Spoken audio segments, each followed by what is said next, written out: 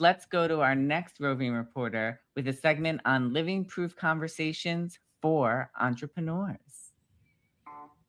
Linda Bonney is a published author, conversationalist, writer, storyteller, podcast host, production manager, and GME roving reporter. Thanks, Kim and Kerry. Today I want to talk about lack of conversations. What happens when we're having trouble conversing with someone? Maybe it's because of bad connection or Wi-Fi. Maybe it's because there's a lot of noise around us. Maybe it's because of a language barrier. There are many different ways that conversations become difficult and can be lacking when they are very much needed. Think about extending your conversation beyond just the verbal form. Maybe you need to draw a picture, do some charades if you're up for a bit of a challenge and fun. Maybe you can have a conversation via text message.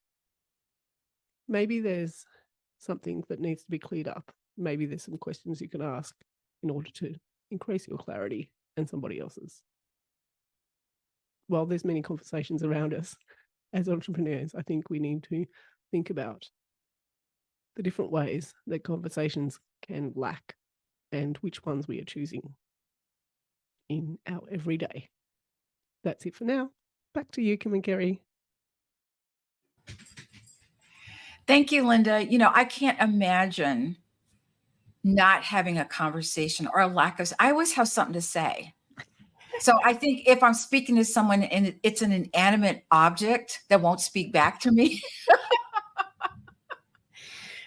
So, Kat, when I was little, I was accused of being able to talk to a fence post. I think that might have been what you just described.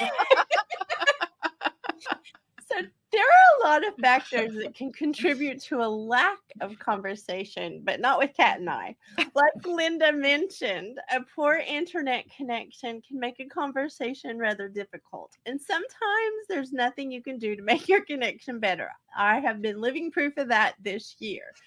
But you can try so you can have a better discussion. And what are you waiting for? Fix those broken connections so you can have amazing conversations like Kat and I and like Linda Bonney. And speaking of great conversations, Linda has incredible ones on her podcast, Stories with a Sunday Roast. She gets her guests to tell some terrific stories from their life that I think only Linda could get them to talk about.